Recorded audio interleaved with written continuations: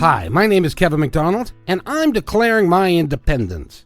Independence from what? Why, negative thoughts and energy, of course. Chief among them, hate, division, and fear.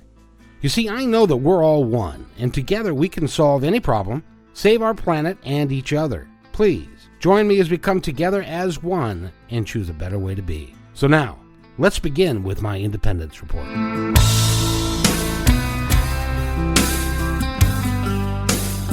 And welcome to the show, everybody. We have got a really, I say that all the time, but I really mean it. We're going to have a really good time today. We're talking with a couple of people that one is very near and dear to my heart, and one I just met. So Kristen is with us, and she was with us to talk about the Great American Family a couple episodes ago. I highly encourage you to go back and listen to that one. In that one we talk about her family and the problems that go with the brand new American family, which is happened in the last 15 years or so. But her name is Kristen, and she is with me on the line right now. Kristen, how are you? Good, Kevin. How are you?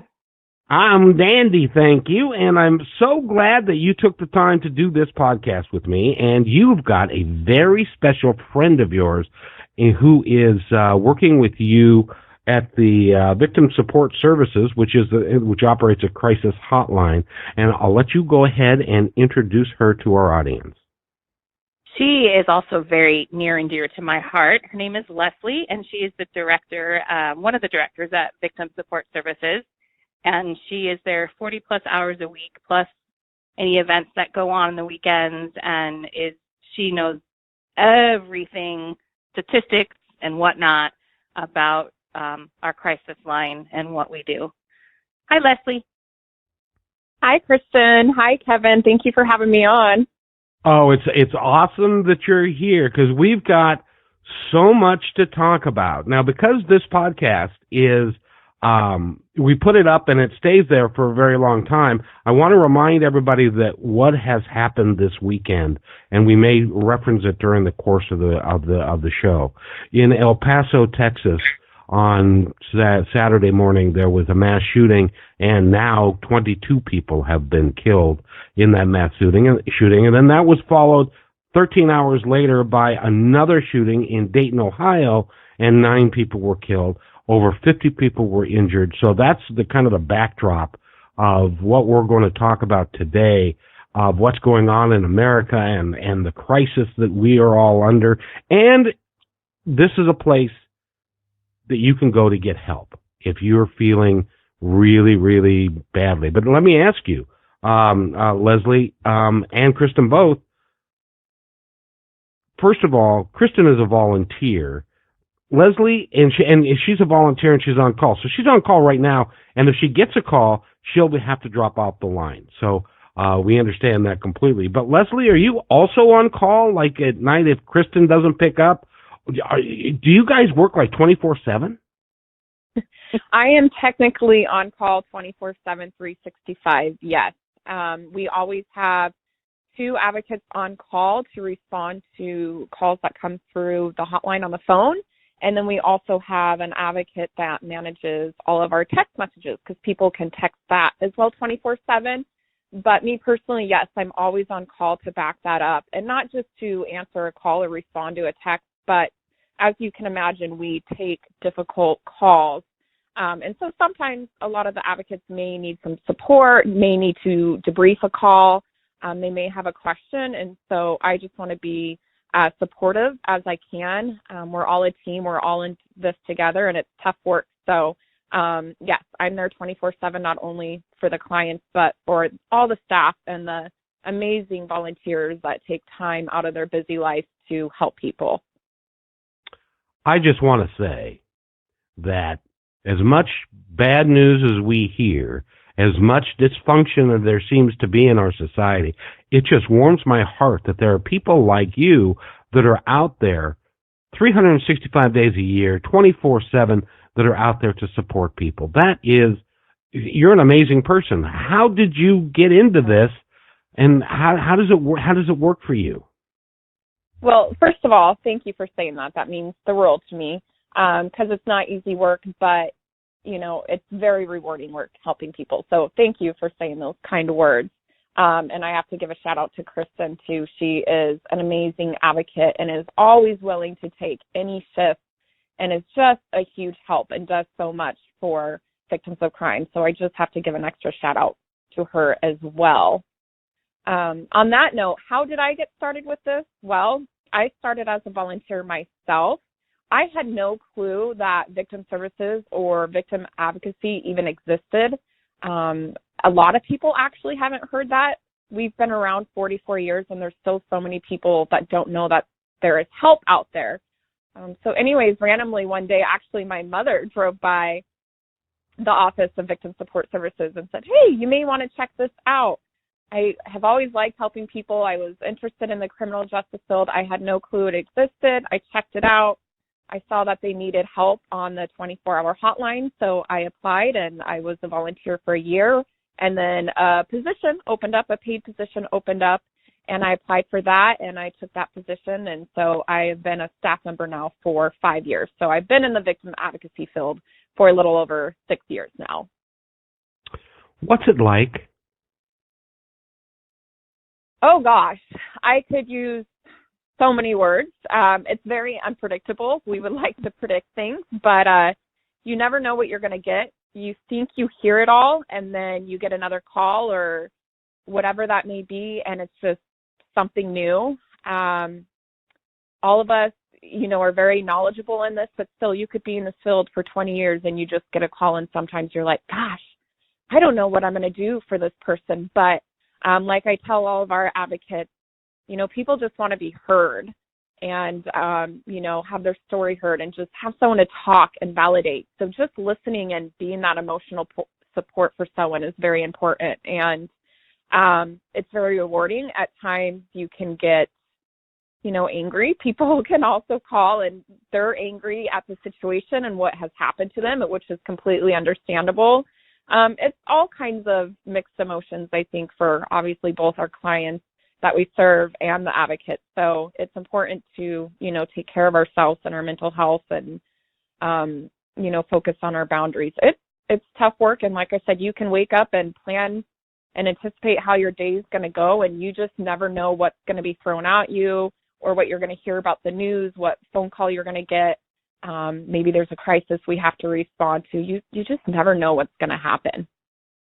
Well, that kind of makes it exciting and kind of fearful in another sense, because you don't know what's going to happen, but every day Right. is different. Now, Kristen, I had a question for you, and that is, you're an advocate, and have you taken calls that you need to decompress from and to get support for, that the call was kind of tough and horrific? And I know that's part of Leslie's job is to help you through that stuff. Has that personally happened to you? I've taken calls before that. We have monthly meetings that I've brought up at monthly meetings and kind of gotten feedback on. The one in particular, Leslie will know who I'm talking about, is I got a call, I guess it was 3 a.m, and I didn't want to wake my husband up, so I went into our walk-in closet and took the call, and I'm sitting in the dark listening to this caller, and I realized after about 20 minutes that I was talking to somebody that had multiple personalities. And it frightened me. It was fascinating to me, but initially I jumped when he changed personalities the first time, and I was shocked. And then he went into another personality. So I remember that morning, after that call lasted a while, and then the call dropped, trying to get back in touch. So we talked for another maybe 15 minutes. I couldn't go back to sleep because I was thinking about it. I was not going to call Leslie at 4 a.m, but I brought it up at our next staff meeting, and he is a frequent caller. So it's helpful to other, volunteers that maybe haven't taken that call from him before to know, that this is something that might happen, or just to be prepared for. So in your business, like you have regulars too. Oh yeah. We sure do. For sure. Now, are these people that they just have no one else to turn to and they're just looking for a friendly voice? It can be a variety. A lot of times people do have a great support system at home, but they just feel bad talking to people, or they feel like they're negative, or they feel like people won't understand. Or maybe, there's other loved ones of theirs that are also grieving the loss of someone, or whatever it may be. A lot of times people they do feel bad always utilizing their support network. So, and then, yeah, like you said, a lot of times people don't have anyone to talk to, or it's 2 a.m. and they see that we are there 24 hours to provide that support. So, yeah, a lot of times when we get the calls in the middle of the night, typically it's someone that just truly needs that emotional support or validation. Sometimes there's a, resource we can refer them to, but a lot of times, yes, they just need to be heard. Now we're going to put your numbers out quite a little bit during the course of this podcast so that people can write them down, so that if they know somebody that has an issue, that they've got the number already. Well, so what number is the crisis hotline? Yeah, our number is 1-888-288-9221. Say that again. 1-888-288-9221. 9220. Just in case I need your services, I wrote it down for me. Because you never know. I know. Well, like we were talking about before the podcast, I lost my beloved dog of 14 years on Friday. So there was a moment there but fortunately I've got a wonderful support system. So, but there are a lot of people who don't. A lot of people feel alone. A lot of people are suicidal and they don't know where to turn. What motivates somebody to call you if they're suicidal, and rather than just doing the act, they call you because they want an audience? Why would they call you?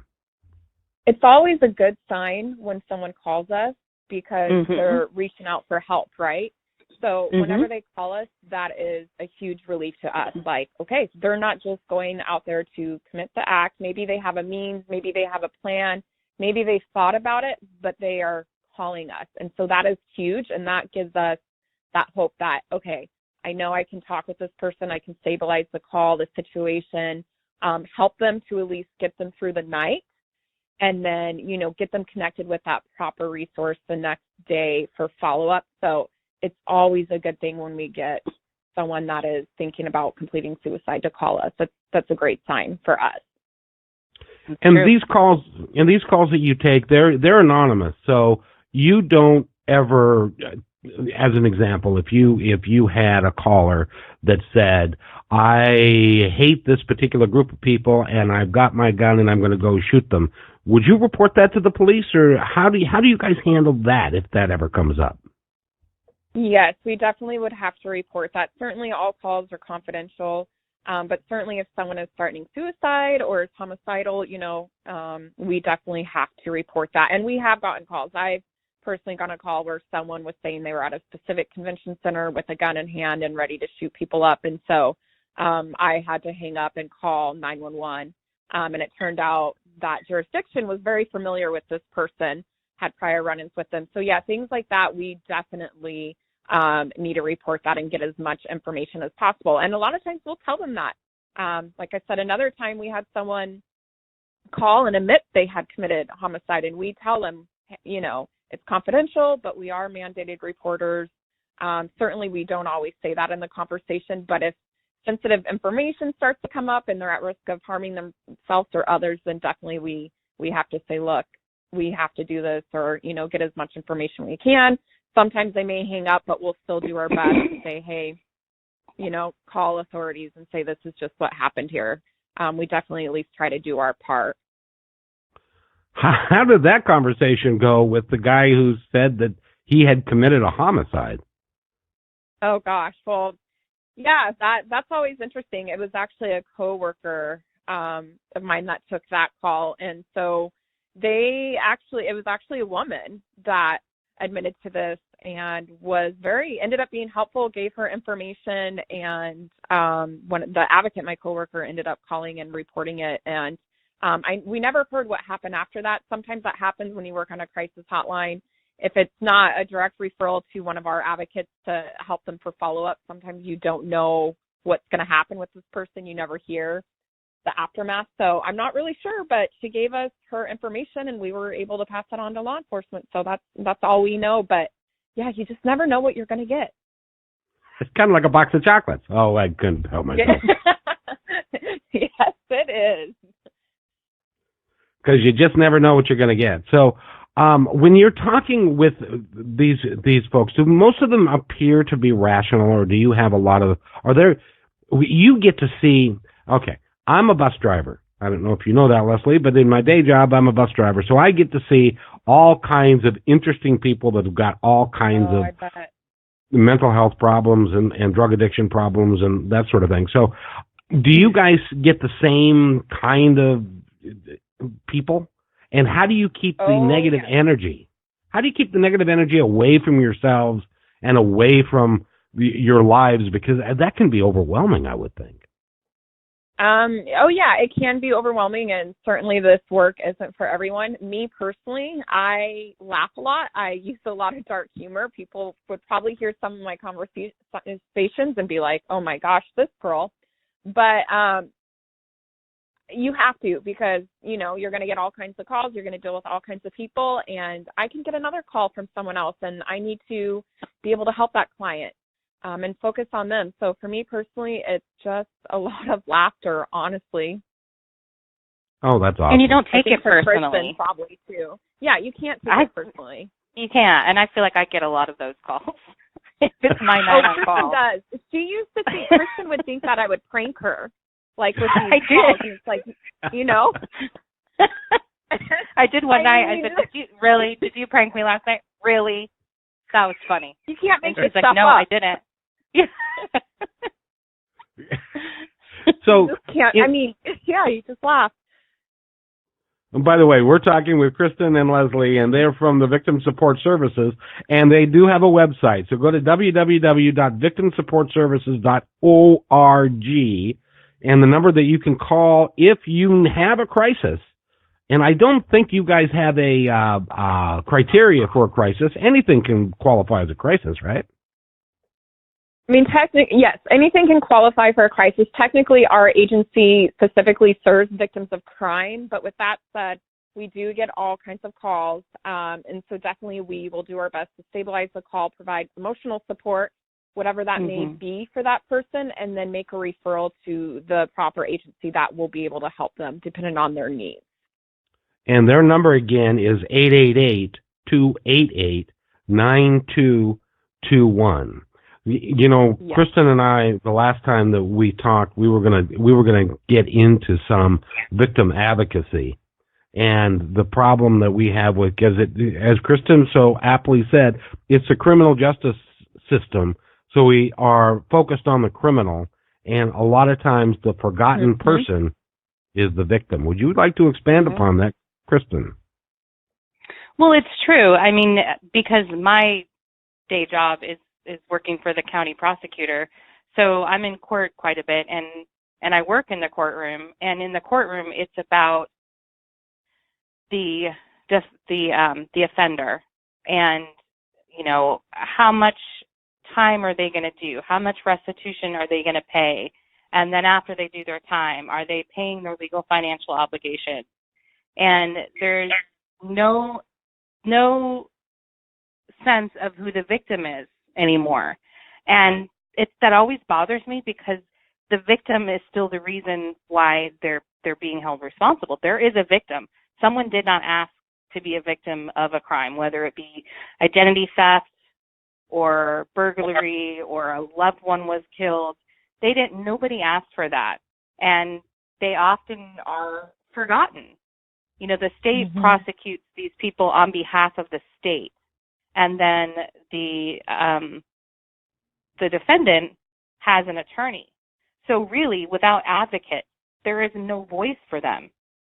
And it's why it's so important to have advocacy and for advocates to be that for victims during the trial and the criminal process and long after. I was doing some research on the shootings over the weekend, one in El Paso and one in Dayton, Ohio. And did you guys know that there have been, in mass shootings in this country, first of all, there have been 251 in the last 215 days. That's more than one a day. And that to be a mass event, it has to be 4 people or more involved. And in the last little while, over 500 people have died, 2,000 people have been wounded. But not only that, but everybody that was at that Walmart, and there were 1,000 to 3,000 people at that Walmart, and every one of them has been affected. I'll tell you just a real quick story of how I know that that's the case. I witnessed a suicide on July 4th many years ago, and it has affected how I view that date for the rest of my life. And so you guys are the folks that are there for the victim. If they want to, how do you handle that? How do you work with those people? Yeah, there's all kinds of victims involved, and I like how you brought up the amount of people that are affected by this. It's not just the direct victims, the witnesses, the loved ones of the people that were there, the first responders. I mean, there's so many secondary victims, the people that work out Walmart. I mean, it just goes beyond. And so that's the great thing about our agency, how we can help anyone regardless. They don't have to be a direct victim of crime. So I just like to mention that and how important that is. And yeah, how many triggers these people are going to have moving forward, just like what you said with, the 4th of July and stuff like that. I mean, their lives have forever changed. And it's so recent that we haven't got any calls on it yet that I'm aware of, but usually, within the next week or so, we start getting more calls, and not only from people that were involved in these recent shootings, but also other shootings in the nation, because of course that triggers people once they hear about another mass shooting, so it's just this domino effect. And our agency, we've responded to 3 mass shootings ourselves. And so we have clients that we still work with where these types of things will trigger them again. And it's just happening all too often. And so we get new calls, and then it's more of, working with our same clients to help them cope and, remind them of those tools that help them cope. And it's just crazy. I mean, everyone deserves help, and that's why I'm glad, an agency like ours is around, because if, there is an arrest made that goes through the criminal justice process, there are, advocates in the prosecutor's office, which is amazing. But typically they can only work with the direct victim and, none of these other people. So that's why it's important that there's community-based agencies like ourselves and other similar nonprofits that can help these secondary victims and even people just living in the community. I mean, and it affects so many people. So it's important that people know that there's help out there.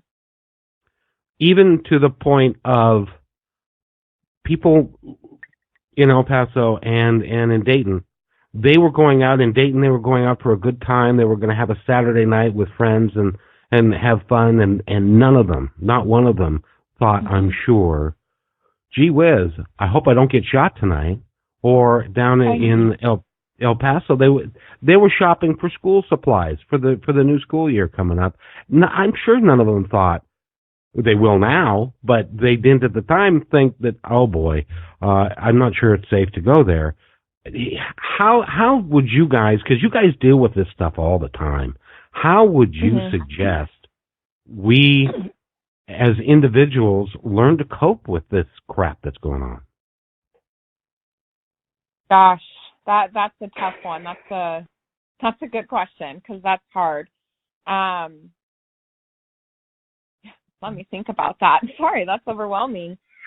Yeah, it starts obviously at home and with your family. I think it's definitely important unfortunately, it's the reality that we're living in now. It's a scary reality, and so many times people don't like to talk about it, and it's completely understandable, but really I don't we don't have a choice. We have to talk about it and figure out what we can do to help. I wish our agency could help more with prevention. We can't, unfortunately, due to funding. We can only help with the aftermath, which is kind of crappy. But so we do our best to get creative with like, what can we do to help? And it's just a tough one. I'm honestly still trying to figure out what is the right answer, what would be the first thing to do. And even actually me, and I'm partnering with someone at a law enforcement agency, are talking about starting a mass violence task force to create like a protocol for something like this. Because like I said, BSS, we have responded to 3 of them. And unfortunately, we're kind of known as the experts in this, but we don't have a protocol per se set in place, because it's not, if this happens again, it's when will this happen again? And it's just scary to think that, and it's very overwhelming. And Kristen, honestly, maybe you can add to that, because I don't know what would be the main pinpoint of. I don't know. That is a tough question, Kevin. I don't know either. I know for myself, because I work in the environment, I'm always very aware of my surroundings, and I'm always very aware where the exits are, where there's windows. In my phone, I have emergency contact listed. So if for whatever reason I was separated from my phone, my friends and I at work joke that we need to come up with a "if I go missing" kit and put our, our fingerprints and our teeth and stuff in there. little hair. We joke about it, but no, right? But if I go missing kit, sorry. I probably don't need to go to that extreme. But I tell my kids, pay attention to your surroundings and know where you are. Know, and especially Jordan, who we've spoken about, who's in New York City, know your locations. Know if you're on the corner of a street, what street corner you're on. Know which way is north, south, east, west. Just those basic things. I mean, in all honesty, Kevin, if you're in the middle of a crisis and something goes wrong, usually all common sense just leaves, and you just respond with that fight or flight response. But so you can, whatever it takes to prepare yourself. In theory, I think it's fantastic, but I don't know how often you would go into that. Oh, I'm supposed to do this now. So that's tough. I don't know if either of you. It is tough, you... and I hear so many. Well, go ahead. I was just going to say, I hear so many. There's all kinds of trainings on what to do, in an active shooter, and I hear difference of opinions a lot too. So it's like, gosh, at first you would hear some, stay where you are. And then you also hear run, and just run for your life, and run like in zigzags all crazy around. Don't, just so if someone's shooting at you, it'd be harder to miss. I mean, I hear all kinds of different things, so it's hard to say. But yes, Kristen, I'm glad you brought all those things up about the situational awareness, know where your exits are. I mean, being in this field, I don't want to say that I'm paranoid. Maybe I am a little bit, honestly, probably, because you hear about all this dark stuff more often. But it's like, yeah, you just think about these things and more prepared. Like, okay, if you go out to eat at a restaurant, you might think about what booth you want to sit in. Where's the nearest exit? How can I get out? The closest door, all of those types of things. It's sad that we have to think about it, but that's... Or if there is only one exit. If there's only one way in, one way out, I look at that and I'm like, oh, we're screwed. Yeah, even how I organize and place my furniture at work in my office, you think about that. Or if someone were to come in, is there a cabinet that I'm able to move and close my door to protect myself if that's what the right answer is then? Or maybe it's run. I don't know. I don't know if either of you saw this year in back to school supplies. There are bulletproof backpacks for sale for $175 now. Wow. Oh my God, you're kidding me. Really? I didn't hear about that. It's terrifying. Wow. Well, and if I could make just a editorial comment real quick, and that's because it's my show. But in the Dayton, Ohio shooting, for those of us who say, the answer to this is more guns, I would suggest the following: the Dayton shooter was brought down within a minute. of when he started shooting. 9 people died and 20 were injured in 1 minute. Because he had a magazine that had 100 bullets in it. Mm-hmm. So it's not a matter of let's just arm ourselves to the teeth and have a gun, because it can happen so fast that even though he's gone, it doesn't matter. There's still 9 people, including his sister, by the way, which is sick, were gone. But in any event, but that's unfortunately the society and the world which we live in right now. And I'm hoping that through the work that you guys do with the Victim Support Services, by the way, that number again is 888-288-9221, that perhaps we can work to get some sanity back into our society. By the way, if somebody's got, like, I don't know, oodles of money in their pocket and would like to donate to your nonprofit, how do they do that? They can go to our website at victimsupportservices.org, O-R-G. And on the homepage, there's a big red button that says donate, and they can do it that way. We like to make it easy for people to find. Good. Because and I want to point out, too, Kevin, with the number you gave, sorry, I didn't mean to cut you off. With the number you gave to call, people can also text. So some people don't feel comfortable in making a phone call. There are a lot of people who call us, and they're like, who else is listening? Who do you have to talk to? So it's nice that there is that option in this day and age of technology. So that same number you can text also, and an advocate will respond. And in the course of the work that you do with clients, you then, as an example, the call comes in at 3:00 in the morning. Kristen, are you still on call at 3:00 this morning? Yes. Oh boy. I just have to say, I am so glad that there are people like you two out there. I'm just so glad. It makes my heart glad that there are people like you to help people who have the need, and it's just amazing. So thank you both. Thank you. But so if you get a call at 3:00 this morning, and then you have the ability to refer them to other agencies that they can call, is that how that works? Because we get calls not just from our local area. We get calls from statewide, from nationwide. So we have, especially in our state, in our local area, we have resources that we can refer them to.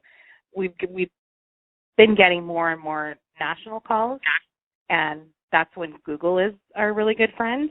But I think, when you're in crisis, you don't know where to start, what to do, where to look. And as advocates, we kind of have an idea where to begin.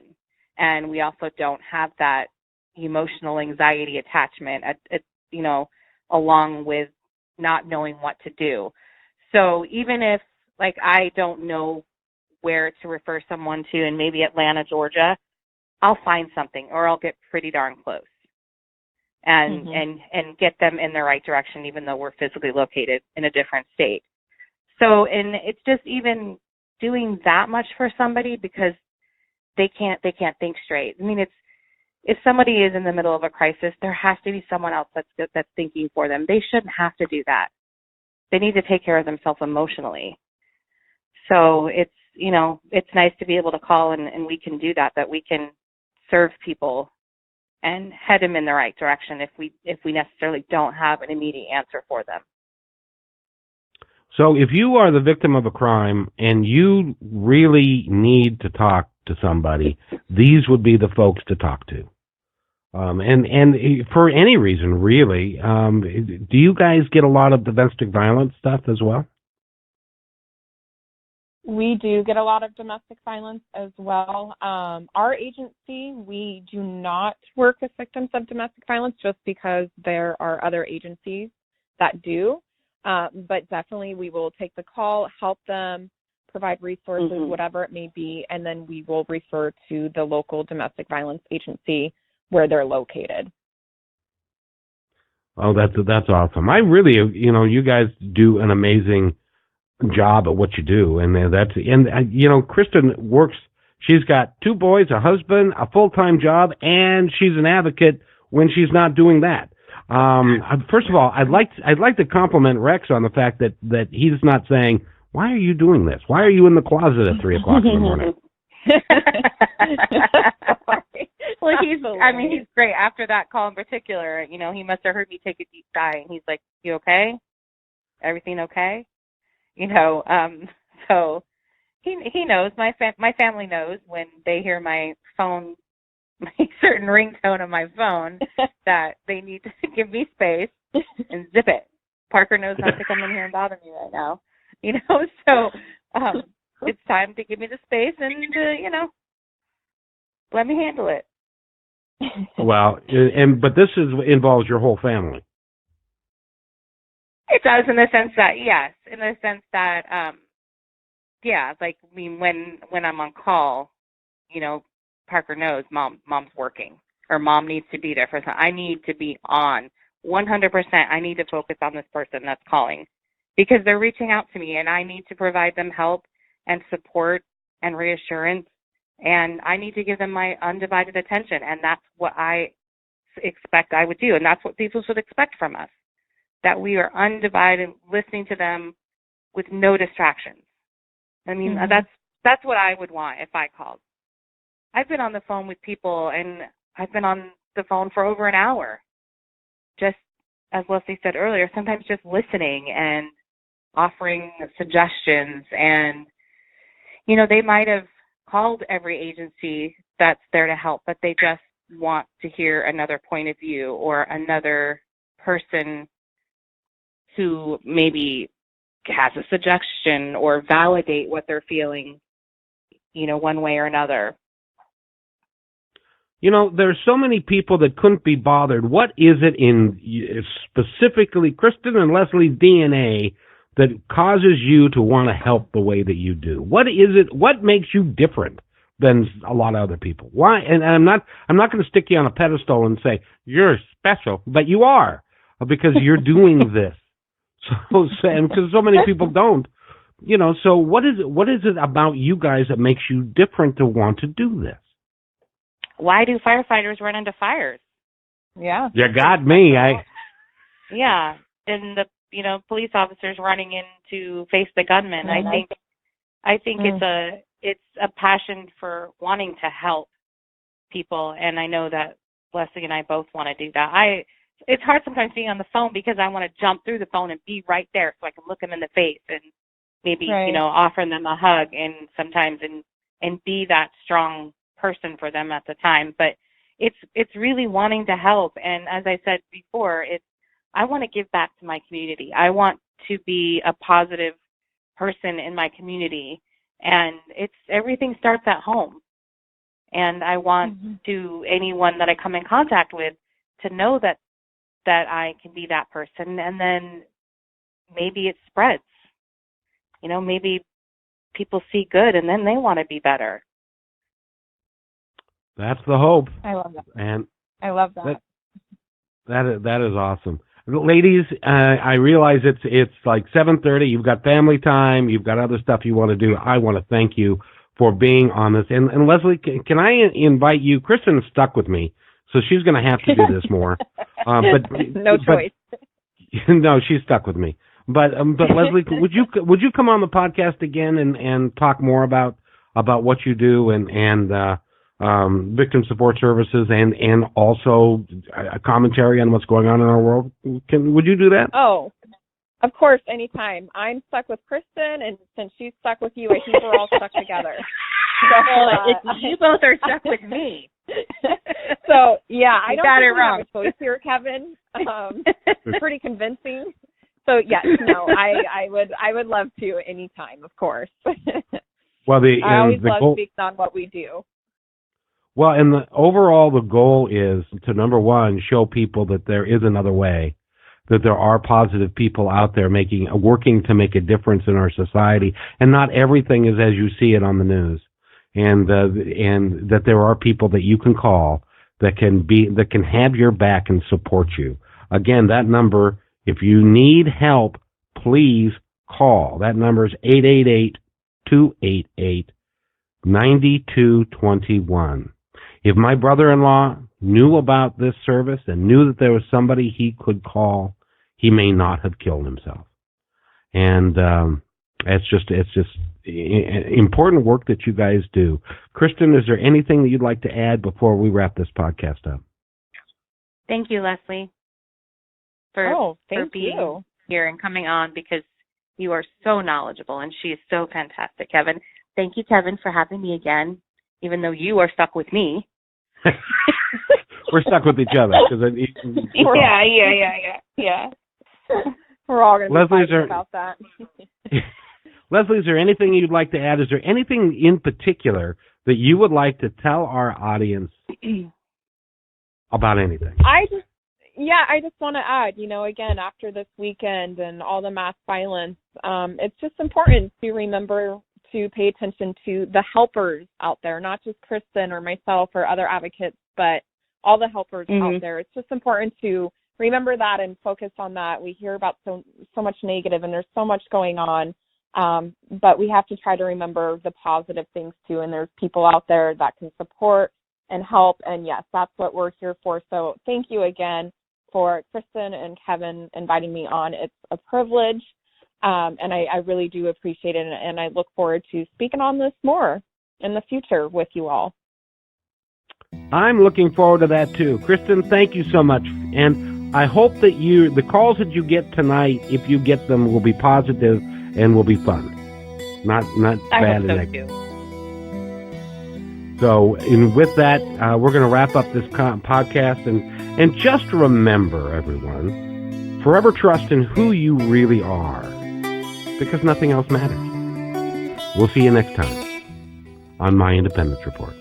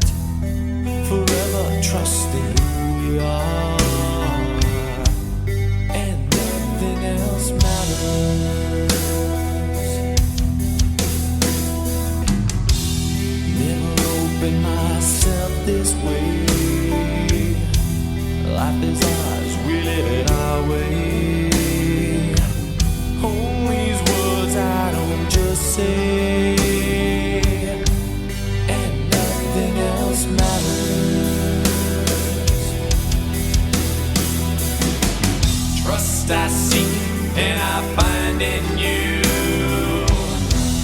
every day for us something new. Open mind for a different view, and nothing else matters.